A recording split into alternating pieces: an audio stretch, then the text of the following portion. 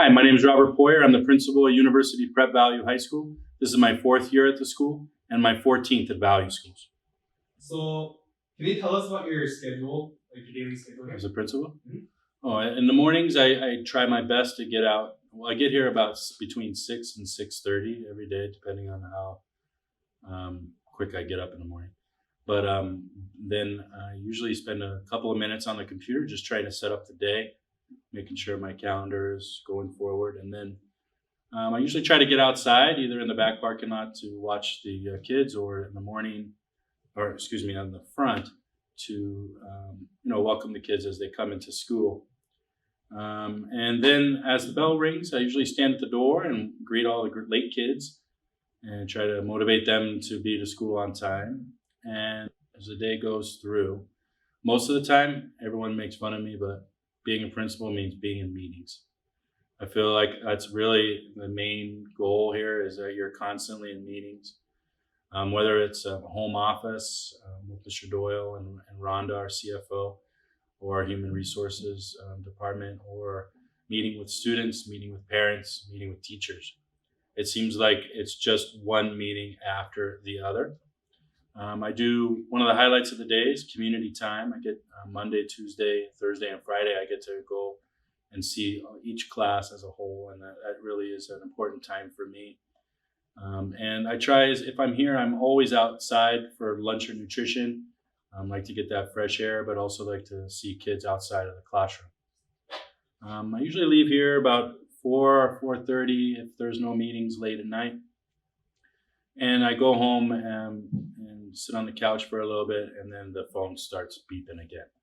So I usually spend another hour and a half in the evening on the computer, just getting set up for the next day. So, how's your relationship with the seniors?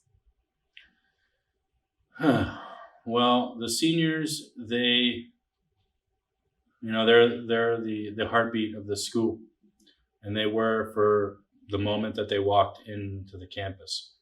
And I feel like watching them stand on stage now with their diplomas and getting the opportunity to shake all their hands on June 1st. It's going to be a very emotional experience. It's not easy to create a school. Yeah, there's this old saying that it takes a village to raise a child. It takes a village to open a school. And there's so many people to be thankful and grateful for, which is what I'm going to be focusing on in my speech at graduation. Is really just thanking all the people. But, deep down inside, I feel like with these seniors, most of them, I've seen you all at your most vulnerable moment, and especially like on retreat, and kind of watching that growth that you experienced. I've also been really one of those people who have said to you, don't leave emotions inside and bring them out and talk about them. And, some of you don't like doing that, but to be able to know that you guys know that that's how you get better, you're great. I am sad. I don't know what this place will be like without the class of 2019. I haven't really experienced. I think there's been one day where you were all gone, and it was just really weird. It was like, okay, wait, where's Eric Park screaming down the hallway? Or where is the corner group who sits over there in the corner? Like, why aren't they sitting there? It's just strange. And again, I think it's because our focus has always been on you for the last 4 years. Recently, I told the juniors, as they were getting ready to take SBAC, that I had to take my focus off the seniors for the first time in 4 years, and I wanted to give them the focus as they were preparing for SBAC. And it felt weird, and some of the seniors would come up to me like, how come you don't talk to us anymore? How come you don't see us anymore? You're always so busy. I'm like, yeah, well, that's kind of what I'm trying to get used to, is not walking down the halls and seeing you, but knowing deep down inside that it's time for you to go. It really is.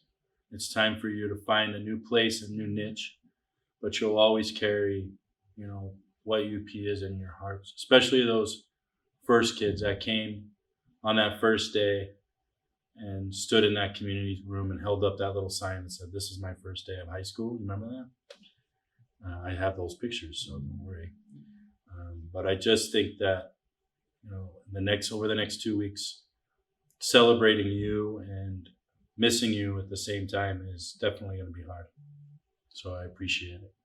So what's some of your favorite moments with the senior class? I really enjoyed the giving back parts, watching it. I didn't go to all of them, but like the tree planting, that thing that you guys went to was really cool for the last 2 years.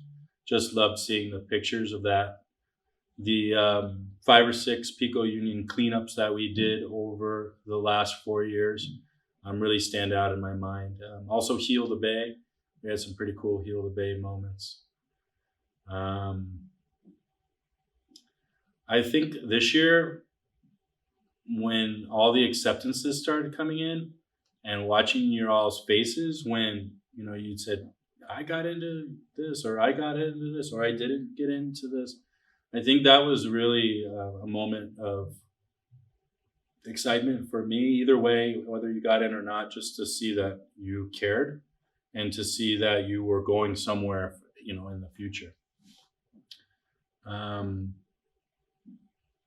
You guys had some great teachers along the way too, and I think that a lot of the moments that you've had are in those classrooms. I know that Michael Chang, Mr. Chang, is a big one, and you guys have had some amazing experiences in there. And Mr. Magdaleno has taught you twice. Mrs. Camps taught you 3 times. Mr. Passes has taught you twice. You've really had some amazing teachers, especially this year with like Miss Temple. I think the environmental science class was pretty awesome. And being able to watch you guys through Miss Temple was a really cool experience, and especially for her as a first-year teacher. But I think the moment I'm waiting for is graduation and seeing you all in those like maroon gowns and caps and all standing in front of me as we get ready to give you a diploma. I think that's a pretty special moment. Do you remember who the first ever senior you met is? I think it was Jeffy, just because of his hair. It was kind of like a fro or something. I remember looking at him and going, "What the heck is that?" But yeah, I think it was Jeffy. Deuces. When we were looking around for a place, a temporary place for UP, we went actually to the church at where we're going to graduate. And we just felt like it was, number one, there was no air conditioning. And number two, we just felt like it wasn't going to work for our high school. So Mr. Kobe, who was the CEO at the time, stumbled upon 700 Wilshire. When we first walked in 700 Wilshire, we were like, "Oh yeah, this is going to work." Because especially that first year, we really only needed 6 classrooms. And perhaps the thing I remember the most was the community room. And we knew that with the first class, we really wanted to make sure that our community times were so important and so ingrained in the kids' minds. And as many of them can remember, our community times often went 1 hour, 1 hour and a half, and cut into classes because it was important that they had that time together. And that first year was really hard. We had some very immature freshmen at the time, including Charlie Lim, to name one. But also, I think it was just them trying to figure out how to exist in our little world. And I believe that watching them grow over the past 4 years has been truly a blessing for me. I've been able to see them as little boys and girls to now young, mature young men and women getting ready for the college campuses. I think the greatest thing about a high school is that you get to see someone from 14 to 17 or 18. And I think that any class, but especially this one, when we had so much focus on them, they got the first of everything. They got the first computers. They got the first Chromebooks. They were the first sophomore class. They were the first junior class. They were the first senior class. So they got the first of everything. So we spent so much time with them over time. So what were some of the best parts about 700 Wilshire? I think I kind of said it already, but I believe that, for me, I was the PE teacher, and I really got to know all the kids all in the class because we would walk to Pershing Square every day. And in those walks, those conversations that you have with kids, like how many siblings do you have? Or is your mom and dad still together? Or, what's going on in your life? I think really what made my relationship with the senior class so special was because it started right there. They realized right there that I cared about them and that this was a special place to go to school.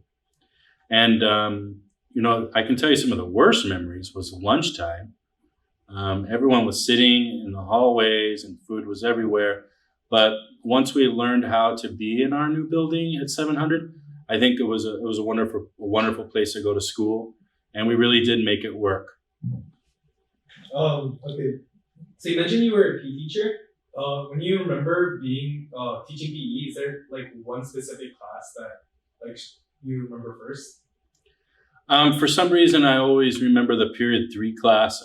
I couldn't tell you who was in that, but I don't know, just that class because they were a smaller group and they ran really hard. I mean, at Pershing Square, we only had the option to basically run. That was all we had. It wasn't a park with a field or a gym. So I just remember, and especially in the early months, every time we run, they would really run hard, and that really made it special. But all the classes were special in their own way. And the trips to 7-Eleven on the way back, and those are the things that I'll remember. So yes, do I remember 700? Yes, I remember 85 degrees. I remember walking to the Pershing Square as a PE teacher with them. I remember Wednesdays when they had the food trucks there, and all of a sudden we were eating like kings. And also Farmers Market, remember that? But it was just those times that I'll never forget, and those times where I can see these kids in the hallway still. When we moved to 1929 West Pico, I believe that the maturity of our first class really grew. It's like, okay, this is real now. We're inside of a real building, and there's a lot more kids here. And I just feel like 700 was put behind them, and they started growing up as young men and women. Do you ever miss 700? I just probably miss the food places around. That's kind of what I miss the most. Here we're limited to King Taco or anything on Uber Eats, but there were some cool places to eat, at least for us teachers. What about Postmates? Yeah, I do Postmates too. I got them all. You kidding me? So how was the transition from 700 Wilshire to here for like both you, the staff, and the students? That's a great question. I can tell you actually about how the whole move happened. So we had to pack up our school by June 30th. And as you all know, the building was not ready. So we had to put all of our stuff that was at 700 in a storage room, in a big storage warehouse for 2 months. As we were waiting for those 2 months and waiting for the building to open, we did not have anywhere to work out of. It was just our computers and our houses. So the school opened, I believe, on August 8th, I want to say, or August 10th. One of those days, I think it was the 8th. We got into the building on August 1st. So we literally had Thursday, Friday, Saturday, Sunday to move everything in and get ready to open up the school. So the transition was insane. And being a first-year principal at that time, I did not know what I was getting into. But once the desks came in, once all the paperwork came in and all the kids started coming in, it started feeling like a school. Deuces. So when's like the exact moment that everything just clicked? Like what brought it all together? I think after that first week, I think everybody, especially the juniors and the sophomores at the time who had been used to 700, once they started realizing like, okay, I'm going to this class, I'm going to this class. And then the freshmen, they didn't know anything. So it was they were easy to work into it. But I think it was just like we're, watching juniors at the time find where they're going to sit for lunch and find where they're going to sit for nutrition and know their schedule. I think that's when it started clicking. It happened pretty quickly. But it was a big adjustment. I would say last year was probably the hardest year out of the 3 year, out of the 4 years being here. Last year was really hard because of this new environment and this new culture that we were trying to create. So from freshman year to now, what would be the biggest change in the senior class? Maturity. There's no other word to answer the question besides that. Maturity. I think that when you're in a high school and you don't have any older grades above you to keep you modest, you tend to explore your immaturity a lot more than you would if you didn't. And I think that's sort of what happened here, is that the senior class has always been the leaders, and there's been no one above them. There's no one older than them. So I would say that the maturity level, like for example, when I stand up at community time and stand at the podium, everybody's quiet within seconds. Like that doesn't happen with the freshmen, and that certainly didn't happen when you were freshmen. So I just think that you guys are ready. Again, I've said this already before, but you're ready. You're ready to take on new challenges, and you're ready to go out to the world and prove everybody that you're exceptional. And I think that's the goal here. So what do you see in our future? Like, feel free to like name drops specific. Like UP or you? Like from the senior class, like some of the students, what do you see in their futures? I'm not a real big name drop guy, but I don't know. I really don't. I think that's a very good question, Charlie. I'm not sure what I see yet, and I think that that's the point. Is that often people ask me, what's the point of high school? And I always answer the same. It's to get you to the next step. And the better you do in high school, the better step that you can take. And I think that's kind of what I try to do. And there's so much growth that happens between 13 or 14 to 17 or 18. But the real growth in your lives happens from when you leave here in the next 2 years, because that's really going to shape where the kind of man or kind of woman you are going to become. You got to live on your own. You got to do your own laundry. You got to find your way to your own classes. I think that really changes someone. So I'm not sure where it's headed for you all. So I think it's important to understand that you're going to change your direction in your life many times, and it's okay. Like for me, for example, I have a restaurant management degree, and now I'm a high school principal. So it matters. It matters not where you are, but it matters what you're going to do with the time that you have. And hopefully there's some doctors, and hopefully there's some lawyers, and hopefully there's some teachers, and hopefully there's people who are willing to give back to the community at large. But in the end, I don't really know the answer to that question, Charlie. I think it's a good question.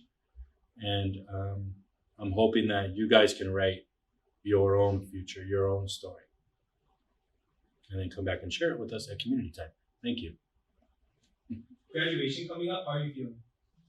I'm supposed to write a speech, but I'm having a hard time with it because I know I'm going to be emotional. I'm trying to see if I can wear my eyeglasses during graduation, but I'm sure that my mother probably won't let me. But yeah, it's an emotional moment. I think again, watching you all from little freshmen to now big seniors going to college campuses is an amazing thing. And I'm very nervous about graduation, and I'm nervous about saying goodbye. But all good things come to an end, and this is the time. I think you're ready, and I hope that you remember, the love and the care that everybody in the school has for you, and the gratitude that we have for making the school great. And my plan is to be here as long as I can to make this school even better for you, because of you and your honor. And graduation is one of those moments where you're like, okay, see you later. And it's definitely going to be an amazing moment for our school and our school community. Are you going to miss us? Beyond. beyond. I don't. Again, I feel like for 4 years we have seen each other every day for 180 days times 4, whatever that is. I'm no math major, and every day, like, so many people text me and ask me, oh, "What are we doing this? What are we doing?" It's gonna feel strange not to see you all on campus, and it's gonna feel strange not to be doing anything new for you. Um, but yes, I will miss you. You guys have been my heart for so long here for 4 years, and now you're leaving, and it's like a big chunk of my heart's going with you. But luckily, we have some great underclassmen that will carry that torch. So yeah, thanks, Charlie, for making me cry. Is there any message you want to specifically give to the seniors? Yes, we talk all the time about the red and blue, the heart and the mind. I was just walking in from nutrition and talking about it as well with a senior. And obviously, I think that my strength is heart. And sometimes when you lead with your heart, you get hurt. And that's where your mind needs to come in and tell your heart, hey, heart, settle down a little bit there. I think that as you move forward, you got to trust your heart, but don't forget that your mind's there too, to check it. This is the balance of power in your hearts and your mind, with your hearts and your minds. I think my last thing is don't have any regrets. Don't go to your first day of college and say, oh, I should have talked to that girl, or I should have talked to that boy, or I shouldn't have eaten that cereal with a whole bunch of milk and chocolate milk. Don't have any regrets. Go for it. Take chances. I remember when I went to college, the first thing I did was change my name. I told everyone to refer to me as Robbie instead of Rob.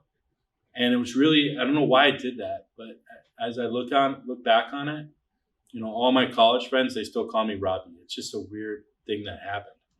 And I think that doing something like that really allowed me to get out of my comfort zones and try to be the person that I was born to be.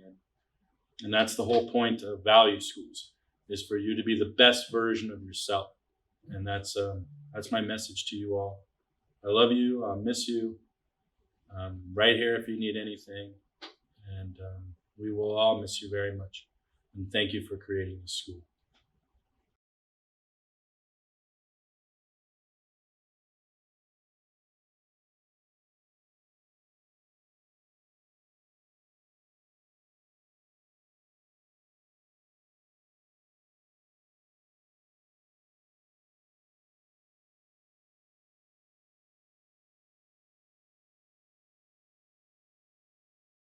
Deuces. I just know what the final product is. What is this supposed to be for? It's gonna be a video. Or am I not supposed to know? You're not supposed to know. You're not supposed to know. We'll surprise you. Okay, cool. Just introduction to Casting Couch. What is that? Nothing. It wasn't me. That's your boss. So I'm gonna read you a few of the Google reviews. Just give us your reaction to them. So James Kenneth left a review, 5 stars. There's a Chipotle and a Starbucks nearby. Okay, that must have been for 700. What do you think? Would you still give 5 stars now? I hope he does, because he's graduating. Well, maybe if he doesn't give 5 stars, then he won't graduate. What's your opinion on chain gang?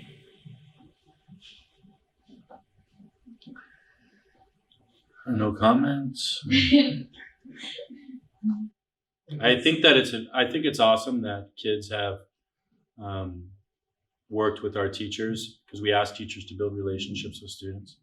So some people have built a relationship with Chang and the Chang gang, and I think that it's cool. And as long as they're here on time and they graduate and they do all their work, then I will always be supportive of the Chang gang. Deuces.